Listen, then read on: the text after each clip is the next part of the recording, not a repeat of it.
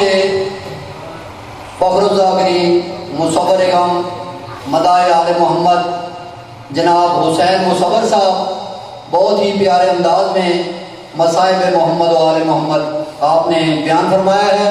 اب میں گزارش کرتا ہوں فخر الواحدین فخر ملت شیعہ مداح آل محمد مولانا مخدوم سید قمر عباس کاظمی اسلام آباد سے کہ تشریف لائیں اور مجلس پاک سے خطاب فرمائیں۔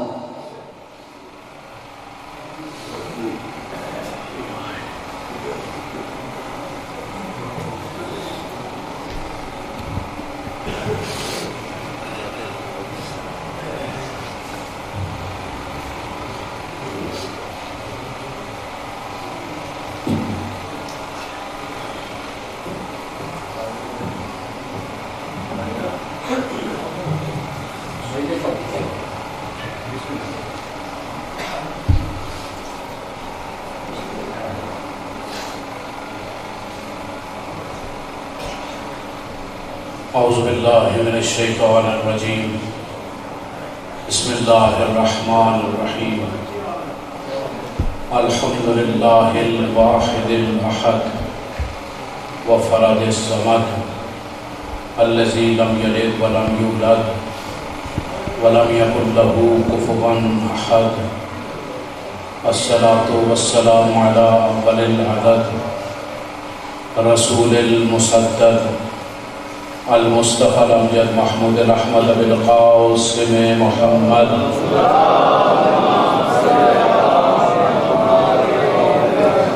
وعلى آل بیتہ الطیبین الطاہرین المعصومین الذین اذهب اللہ عنهم الرجس وطهرهم تطہیرا۔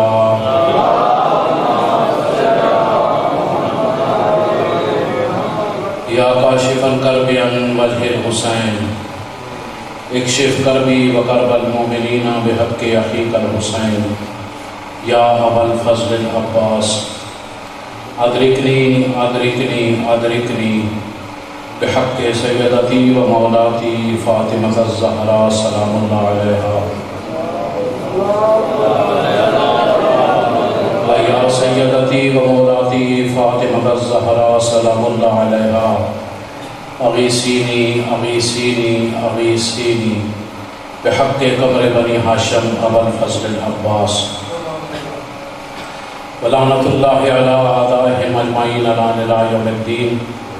اما بعد فقد قال اللہ تبارک و تعالی فی کلامہ المجید وفرقانہ الحمید وهو اصدق القائلین وقولہ الحق۔ بسم اللہ الرحمن الرحیم وما خلقت الجن والانس الا لیعبدون۔ مل کے صلوات پڑھیں بلند آواز سے۔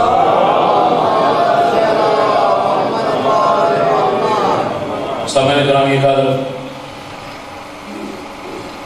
دعا گو خداوند متعال آل محمد کے صدقے میں سجاد حسین صاحب کی اس بچائی ہوئی صف اعضاء کا انہیں بہترین اجر عطا فرمائے۔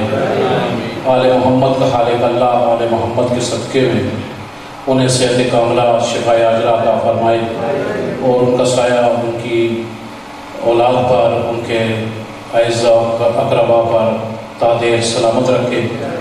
آل محمد کا خالق اللہ آپ تمام سادات و مومنین جو اپنا قیمتی وقت نکال کر اس صف اعضاء پہ مظلوم کا غم منانے کے لیے ان کی وارثہ کو پرسہ پیش کرنے کے لیے آئے ہیں، آل محمد کا خالق اللہ آپ کو اس کا بہترین اجر عطا فرمائے۔ خداوند متعال آل محمد کے صدقے میں جتنے مومنین بے اولاد ہیں اولاد نرینہ و صالح عطا فرما۔ خداوند متعال آل محمد کے صدقے میں جتنے مومنین مومنات بیمار ہیں صحت کاملہ شفاء عاجلہ عطا فرمائے اور ہمارے طالب علموں کو آل محمد کے امتحانات کے صدقے میں اپنی تعلیمی مقاصد میں کامیاب و کامران فرمائے۔ سرکار امام زمان حضرت بقیت اللہ کے ظہور میں تاجیل ہو اور ہم سب اپنے مولا کے اعوان و انصار میں نوکروں میں خادموں میں شمار ہوں۔ مل کے صلوات پڑھیں بلند آواز سے۔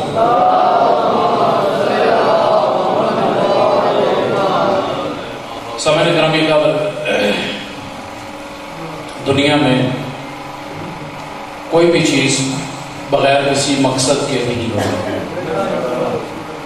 ہر شے چاہے وہ کسی کامل العقل نے بنائی، چاہے وہ کسی ناقص العقل نے بنائی، بغیر کسی مقصد کے نہیں ہوتا. آپ یہاں پہ یا جہاں کہیں بھی مجلس عزا برپا کرتے ہیں، آپ کا بھی ایک مقصد ہوتا ہے. ملتا ہی توجہ چاہتا ہوں، آپ کا بھی ایک مقصد ہوتا ہے مجلس کو برپا کرنے کا، اور جو مجلس روکتے ہیں ان کا بھی ایک مقصد ہوتا ہے مجلس روکنے کا. توجہ ہے نا صاحب؟ یعنی دنیا میں کوئی شے ایسی نہیں جس کے پیچھے کوئی نہ کوئی مقصد نہ ہو. یہ مائک ہے، اس کا ایک مقصد ہے تاکہ آپ تک آواز پہنچائی جا سکے. یہ ٹیبل ہے، اس کا ایک مقصد ہے. یہ آپ کے ہاتھ میں گھڑی ہے، اس کا ایک مقصد ہے. جیب میں آپ کے موبائل ہے، اس کا ایک مقصد ہے. تو دنیا میں کوئی ایسی شے نہیں ہے کہ جس کے پیچھے اس کے بنانے والے کا کوئی مقصد نہ ہو. توجہ ہے صاحبان؟ تو سوچنے کی بات یہ ہے کہ میرے مجمع میں بیٹھے ہوئے سبھی صاحبان، چاہے وہ بچے ہوں یا بڑے، پڑھے لکھے ہوں یا ان پڑھ، سب کو پتہ ہے کہ موبائل کیوں بنایا گیا، تاکہ ہم رابطے میں رہیں. آپ کے ہاتھ میں بندھی ہوئی گھڑی کا مقصد کیا ہے؟ کہ جی تاکہ وقت کا پتہ چلے. آپ کی جیب کے ساتھ قلم لگا ہوا ہے، مقصد کیا ہے؟ سب کو پتہ ہے. یعنی ہر شے کے بارے میں ہم سوچتے ہیں کہ اس کے پیچھے کوئی نہ کوئی مقصد ہے. تو کیا حضرت انسان نے کبھی سوچا کہ اس کو بنانے کا مقصد کیا تھا؟ انسان کو کیوں بنایا گیا؟ کون انسان؟ جو کائنات کا موضوع ہے. کہ جو پروگرام آپ دیکھ رہے ہیں جس میں آپ شریک ہیں، اس کا ایک موضوع ہے. کیا؟ ذکر حسین. اس کا ایک موضوع ہے ذکر حسین. یہ جو بلڈنگ بنائی گئی اس کا موضوع ہے عزائے حسین.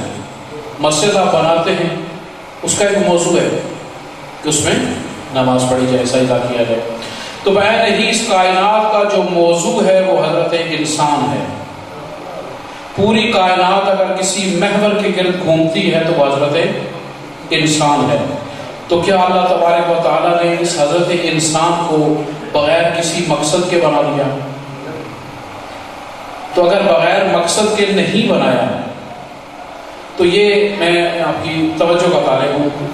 اگر بغیر مقصد کے نہیں بنایا، میرے سننے والا ہر ایک آدمی یہ سمجھ سکتا ہے کہ حضرت انسان کو بنانے کا ایک مقصد تھا.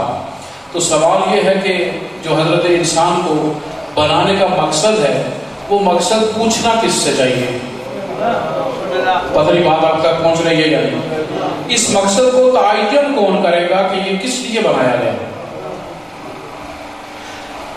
مسائل ہماری زندگیوں میں اس وقت پیدا ہوتے ہیں کہ جب ہم اس کے بنانے کا مقصد بنانے والے سے نہیں پوچھتے. میری زندگی کا مقصد کیا ہے؟ جو بھی ہے میں نے خود طے کر لیا. آپ کی زندگی کا مقصد کیا ہے؟ آپ نے خود طے کر لیا. عقل یہ کہتی ہے کہ اس کا مقصد بنانے والے کہ اسے کیوں بنایا گیا، وہ سب سے بہتر مقصد وہ بتا سکتا ہے جس نے اسے خلق کیا ہے. اللہ تبارک و تعالیٰ بہتر بتا سکتا ہے کہ اس انسان کو ہم نے تخلیق کیوں کیا، اس کا مقصد کیا ہے. اور یہ حضرت انسان پہ اللہ تبارک و تعالیٰ کی بہت بڑی انویسٹمنٹ ہوئی ہے. یہ حضرت انسان جو ہے، توجہ ہے نا صاحب، اس پہ اللہ تبارک و تعالیٰ کی ذات کی بہت بڑی انویسٹمنٹ ہے، بہت خرچہ ہوا ہے اس حضرت انسان پہ. آپ اگر توجہ فرمائیں، آپ دیکھیں کہ حضرت موسیٰ نبی، جانتے ہیں نا سب، نام سنا ہے. حضرت موسیٰ جب بچپنے ابھی پیدا ہونے والے تھے تو قرآن کہتا ہے کہ یذبحون ابناءکم ویستحیون نساءکم، کہ حکم دیا گیا بادشاہ کی طرف سے کہ جو بچہ پیدا ہو اسے قتل کر دیا جائے گا، جو بچی پیدا ہو اسے زندہ رکھا جائے گا. کیوں؟ کہ موسیٰ پیدا نہ ہو جائے. توجہ ہے؟ موسیٰ کو روکنے کے لیے 70,000 بچے قربان ہو گئے. ایک موسیٰ کو روکنے کے لیے، ایک موسیٰ پیدا نہ ہو، یعنی ذات واجب کو موسیٰ کو بچانا ہے۔ اتنا قیمتی ہے موسیٰ کہ اگر 70,000 بچہ قتل ہو جائے پرواہ نہیں ہے، ایک موسیٰ کو بچانے کے لیے۔ توجہ نا صاحبہ، تو موسیٰ کو کیوں بچایا؟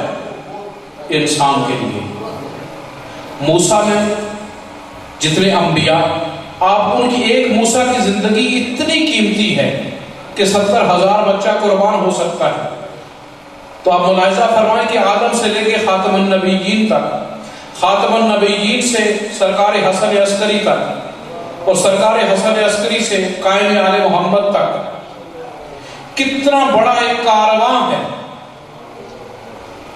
کتنا بڑا ایک کاروان ہدایت ہے، یہ کتنی بڑی انویسٹمنٹ ہے اس حضرت انسان پر۔ آپ دیکھیں کہ کوئی ہادی دریاؤں کے لیے نہیں آیا، سنا ہے کبھی کہ دریاؤں کو سیدھا رکھنے کے لیے کوئی ہادی آیا ہو، پہاڑوں کے لیے کوئی آیا ہو، صحراؤں کے لیے آیا ہو، جنگلوں کے لیے آیا ہو، بیابانوں کے لیے کوئی نبی آیا ہو، کوئی ہادی آیا ہو،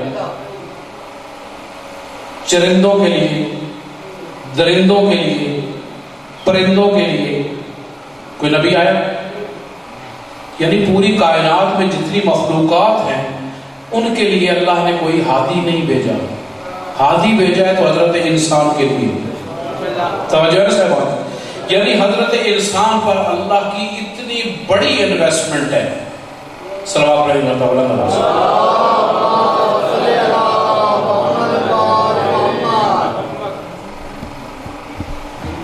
کہ حضرت انسان راہ راست پر رہے، حضرت انسان بگڑنے نہ پائے۔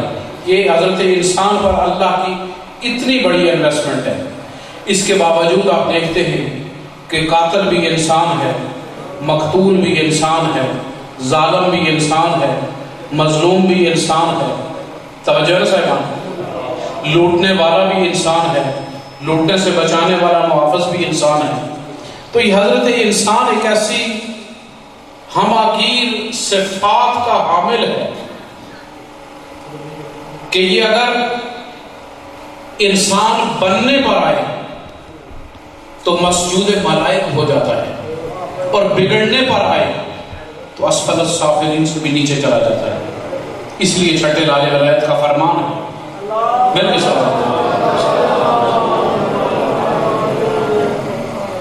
کہ اللہ نے فرشتوں کے اندر قوت اطاعت رکھی ہے، فرشتوں کے اندر اطاعت ہے۔ میں تفصیل میں نہیں جاؤں گا چونکہ وقت نہیں۔ فرشتوں کے اندر اللہ نے قوت اطاعت رکھی ہے، ان کے اندر سرکشی نہیں۔ توجہ نا صاحب، ان کے اندر بلندی ہے، وہ پستی کی طرف نہیں آتے۔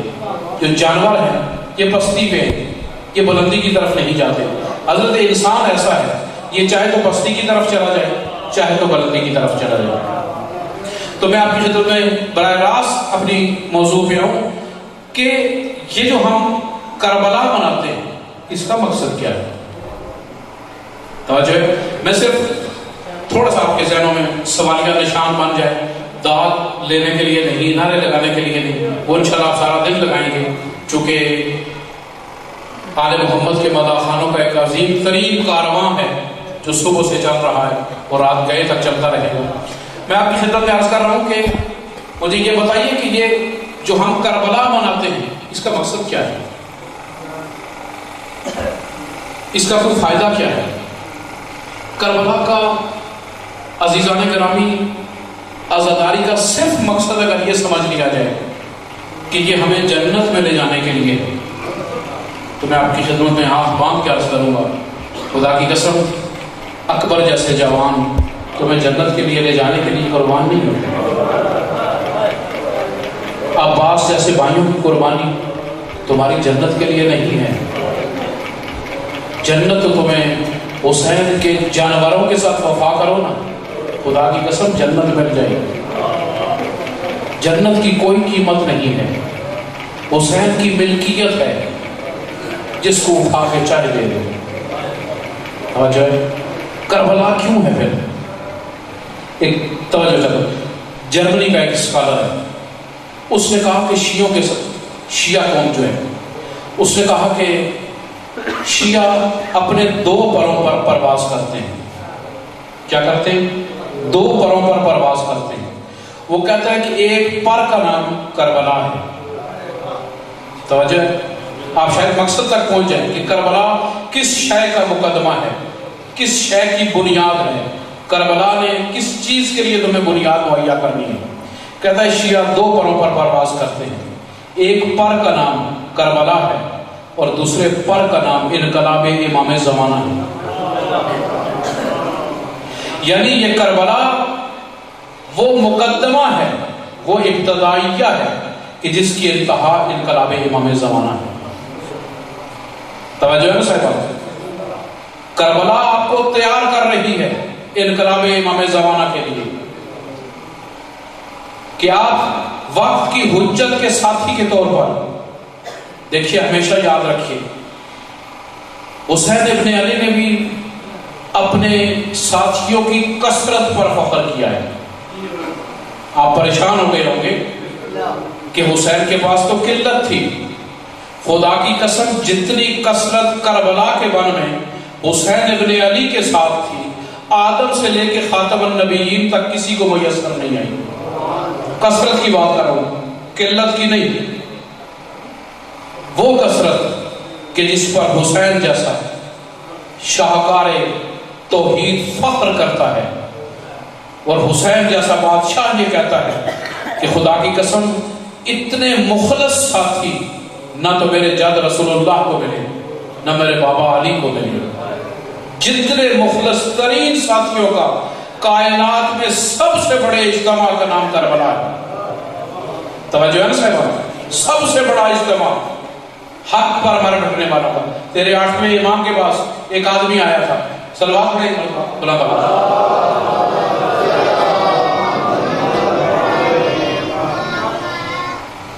تیرے 8ویں امام کے پاس ایک آدمی آیا. اس نے کہا مولا آپ اپنے حق کے لیے کھڑے کیوں نہیں ہوتے، قیام کیوں نہیں کرتے، جبکہ 1,00,000 شمشیر زن آپ کے انتظار میں، آپ کے ایک اشارے کے انتظار میں کھڑا ہے. توجہ ہے نا صاحب؟ 1,00,000 شمشیر زن. اس نے کہا کہ وہ آپ کے انتظار میں ہے کہ آپ کب حکم کرتے ہیں کہ وہ اپنی جانیں ہتھیلیوں پر لے کر آ جائیں. تو مولا کتنے؟ 1,00,000. تو مولا آپ قیام کیوں نہیں کرتے؟ مولا نے فرمایا 1,00,000. ہاں. جان دینے والے؟ جی مولا. مولا نے فرمایا وہ سامنے تندور جل رہا ہے، جاؤ اس میں چھلانگ لگاؤ. وہ مومن ہم جیسا تھا. میری باتیں سچی ہوتی ہیں. آپ تو ماشاءاللہ میں اپنی بات کروں گا کہ وہ میرے جیسا تھا، جھوٹ بولنے والا. امام نے فرمایا کہ جان دینے والے 1,00,000. اس نے کہا مولا جان دینے والے 1,00,000 شمشیر زن آپ کے اشارہ ابرو پر اپنی جان دینے کے لیے تیار ہے. مولا نے فرمایا تندور میں چھلانگ لگا دے. اس نے فوراً کہا مولا تیرے نانا کی شریعت میں جان دینا شرعاً جائز نہیں ہے. کیوں جان دینا نہیں چاہتا تھا؟ مولا شرعاً جائز نہیں ہے. یہی تو کسی نے پوچھا تھا نا ایک جنگ احد میں، وہ جو ایک صاحب، بہت سارے صاحبان جو پہاڑ پہ چڑھ گئے تھے، ان میں سے ایک صاحب واپس آ رہے تھے. نبی نے پوچھا تم بھاگ کر کیوں چلے گئے تھے؟ کہنے لگا یا رسول اللہ آپ کے لیے جان دینے آئے تھے، ہمیں اعلان ایک آواز سنی کہ محمد قتل ہو گئے، تو یا رسول اللہ آپ جان دینے کا فائدہ کیا ہے؟ بات پتہ نہیں پہنچ رہی ہے یا نہیں؟ یا رسول اللہ پھر جان دینے کا فائدہ کیا ہے؟ ہم جان بچا کے چلے گئے تھے. اتنے میں میرے اور آپ کے مولا امیر المومنین سامنے سے آئے. یا علی تو جان بچا کے کیوں نہیں بھاگا؟ توجہ ہے صاحب؟ ایک صاحب کا جواب آپ نے سنا، اپنے مولا کا جواب سنے. مولا فرماتے ہیں یا رسول اللہ میں نے بھی سنا تھا، توجہ ہے، کہ محمد قتل ہو گئے، تو یا علی پھر جان بچائی کیوں نہیں؟ کہنے لگے یا رسول اللہ جب آپ نہیں رہے تو جان بچا کے کیا کرنا ہے؟ ہر انسان کا ایک اپنا زاویہ نگاہ ہوتا ہے. کہنے لگا مولا 1,00,000. مولا نے کہا تندور میں چھلانگ لگا دی. مولا یہ تو ٹھیک نہیں ہے شرعی طور پہ. اتنے میں سامنے سے ایک وہ آ گیا اس جیسے حسین کے پاس 72 تھے.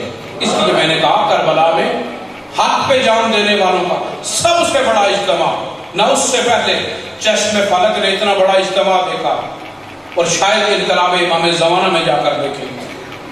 تو وہ سامنے سے آیا ہارون مکی مولا کو سلام کرنے. مولا نے کہا ہارون مکی سلام ہو گیا، وہ سامنے تندور ہے، جا اس میں چھلانگ لگاؤ. اس نے نہیں پوچھا تیرے جد کی شریعت میں کیا ہے. توجہ ہے صاحبان، بس اس نے جوتے اتارے اور تندور میں اتر گیا. تو اس وقت میرے مولا نے فرمایا، واقعہ نہیں پڑھنا، مولا نے فرمایا کہ اگر اس جیسے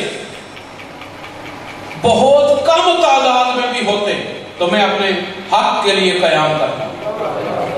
توجہ ہے. یہ چیز ہمیں کیسے حاصل ہوگی؟ جب ہم اپنا احتساب کریں گے. اگر ہم بحیثیت انسان کے اچھے نہیں ہیں تو ہم بحیثیت شیعہ کا بھی اچھے نہیں ہیں، بحیثیت مومن کا بھی اچھے نہیں ہوں گے، بحیثیت عزادار کا بھی اچھے نہیں ہوں گے. پیمانہ نہیں ہے، ہمارے پاس پیمانہ نہیں ہے، لیکن تمہارے پاس پیمانہ ہے بحیثیت انسان کے. اگر بیٹے ہو تو دیکھو تمہارے والدین تم پہ راضی ہیں، اگر ماں پہ راضی ہے تو تم بحیثیت بیٹے کے بہت اچھے ہو. اگر تمہاری بیویاں ہیں بحیثیت شوہر کے تمہیں اچھا ہونا چاہیے. اگر تمہاری اولاد ہے بحیثیت باپ کے اچھا ہونا چاہیے. اگر یہ چیزیں ہمارے اندر نہیں آئیں گی، ہم بحیثیت انسان کے اچھا نہیں ہوں گے، تو پھر کیا ہوگا؟ تو میرے محترم سامعین، میں نے عرض کیا کہ ہر شے کی تخلیق ایک غرض ہے، غایت ہے. یہ جو عزاداری کی بنیاد شریعت اور حسین نے رکھی، مقصد کیا ہے، مدعا کیا ہے، بہت عالی ہے. اس سے کم جو مقصد حاصل ہوا ہے، میں آخری آدمی کا، اس کا جو کم سے کم فائدہ ہوا ہے اس عزاداری کا جو ہم منا رہے ہیں. گناہگار ہیں، بدکار ہیں، اچھے لوگ نہیں ہیں ہم، لیکن پھر بھی جو عزا کا علم اٹھا کے آپ ماتم کر رہے ہیں، عزاداری مظلوم کربلا بنا رہے ہیں، اس کا کم از کم فائدہ یہ ہوا ہے.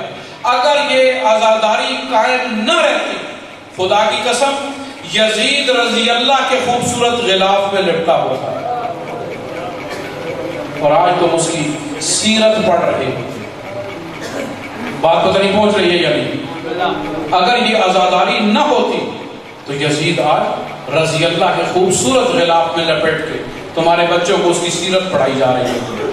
اگر یزید کو آج تک رضی اللہ نہیں ہونے دیا تو یہ ماتمی تھے، یہ عزادار تھے کہ جنہوں نے اسے رضی اللہ کے غلاف میں جانے نہیں دیا. توجہ ہے نا صاحب؟ تو میں آپ کی خدمت میں قیاس کر رہا ہوں کہ ہر شے کا ایک مقصد ہے، اور عزادار کا مقصد تو اس وقت رسول کریم نے بیان کر دیا تھا کہ جب حسین ابن علی دنیا میں تشریف لائے تھے. اور آپ نے وہ واقعہ سنا ہوا ہے. میں اس میں سے جو اپنے مقصد کی بات آپ کی خدمت میں عرض کرنا چاہتا ہوں کہ یہ عزاداری ہے کیا. آپ بحیثیت عزادار کے ایک بات یاد رکھیں کہ جس درخت پہ پھل ہوتا ہے وہ درخت جھک جاتا ہے. جس درخت پہ پھل نہیں ہوتا وہ جھکا ہوا نہیں ہوتا. عزادار کو اپنا مقام سمجھ میں آ جائے، تھوڑا سا بھی، پورا نہیں، عزادار کو اگر اپنا مقام تھوڑا سا سمجھ میں آ جائے، خدا کی قسم اس سے بڑا اچھا انسان دنیا میں نہیں ہوگا. اگر ماتمی کو سمجھ آ جائے میں کون سی ڈیوٹی کر رہا ہوں، میں کون سی ذمہ داری نبھا رہا ہوں، خدا کی قسم اس کی عام نماز کی بات میں نہیں کر رہا، نماز تہجد بھی قضا کبھی نہ ہو. اس جیسا سلوات پڑھیں.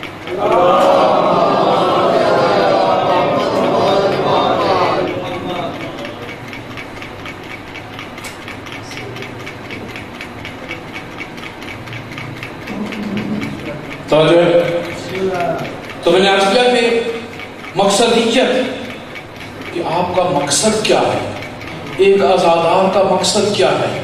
بی بی نے یہی تو پوچھا تھا کہ بابا جان آپ بھی نہیں ہوں گے، علی بھی نہیں ہوں گے، میں بھی نہیں ہوں گی، اس کا بھائی بھی نہیں ہوگا، تو پھر اس کو حسین کو روئے گا کون؟ یہی پوچھا تھا. علماء سے یہی سنتے ہیں تو حسین پہ رونے کا پہلا حق کس کا ہے؟ رسول کو، امیر المومنین کو، سیدہ کو، حسن مجتبیٰ کو۔ یہ کون ہے؟ یہ سب کے سب معصوم مانتے ہو نہیں ہے؟ یہ سب کے سب معصوم ہیں۔ حسین کو رونے کا پہلا حق معصوم کو ہے۔ بی بی نے یہی پوچھا تھا نا کہ ان میں سے کوئی ہوگا جو میرے حسین کو روئے گا؟ تو معلوم ہوا حسین کو رونے کے لیے معصوم ہونا ضروری ہے، اسے گناہوں سے دور ہونا ضروری ہے۔ اور عزادار جو آپ اپنے مولا و آقا کو روتے ہو، آپ نیابت کر رہے ہوتے ہو معصوم کی، تو جو معصوم کی نیابت میں حسین کا غم منا رہا ہے۔ یہی سوال پوچھا تھا تیرے چوتھے امام سے کہ مولا میں مدائن سے گھوڑے کی پشت پہ تیرا ماتم کرتا ہوا آیا ہوں۔ جب مدینے میں چوتھے امام کے پاس پہنچا ہے، ابن منظر مدائنی کہتا ہے مولا میں مدائن سے روتا ہوا گھوڑے کی پشت پہ ماتم کرتا ہوا آیا ہوں، ایک سوال پوچھنا ہے۔ سید سجاد کہتے ہیں پوچھ۔ کہتا ہے مولا کربلا کے بعد کوفہ تیری زندگی کا پہلا بازار تھا، ابن زیاد کا دربار تیری زندگی کا پہلا دربار تھا، آقا سجاد تیرے ساتھ رسول زادیاں تھیں، اجر کو میرا اللہ۔ کہتا ہے مولا تیرے پہ کیا گزری؟ امام فرماتے ہیں منظر کے بیٹے مجھے یہ بتا تو مجھے کیا سمجھتا ہے؟ مولا میں تجھے صبر کا امام سمجھتا ہوں۔ سید سجاد منہ پہ ماتم کر کے کہتے ہیں تو مجھے صبر کا امام سمجھتا ہے نا؟ تو جب میں بازار کوفہ میں پہنچا تو میں نے 3 مرتبہ اللہ سے دعا مانگی تھی، بارلا سجاد بازار میں نہ آتا اسے موت آ جاتی۔ اجرکم اللہ، اجرکم اللہ۔ بس ذرا ایک جملہ آپ کی ذہن سے تمام۔ کہتا ہے مولا اس کا سبب کیا تھا؟ مولا فرماتے ہمیں ایک ایسے محلے سے گزارا گیا ذرا کہ جو یہودیوں اور نصرانیوں کا محلہ تھا۔ شبر اس میں آگے آگے اعلان کر رہا تھا کہ جس نے علی اور اولاد علی سے بدلہ لینا ہو، آج تمہارا ہاتھ روکنے والا کوئی نہیں ہے۔ اولاد علی تمہارے محلے سے گزر رہی ہے، ان کا وارث کوئی نہیں ہے۔ جس نے بدلے لینے ہو آنکھ باندھ کے ابن منظر مدائنی کہتا ہے مولا سجاد پھر تو نے اپنے دادا کے بدلے چکائے ہیں۔ سید سجاد کہتے ہیں بس تفصیل نہ پوچھ، اتنا سمجھ لے کہ جب میں اور میری پھپھی اماں اپنے دادا علی کے بدلے چکا کے فارغ ہوئے تو نہ پھپھی نے مجھے پہچانا نہ میں پھپھی کو پہچان سکا۔ اللہ لعنت اللہ علی الظالمین فسيعلم الذين ظلموا أي منقلب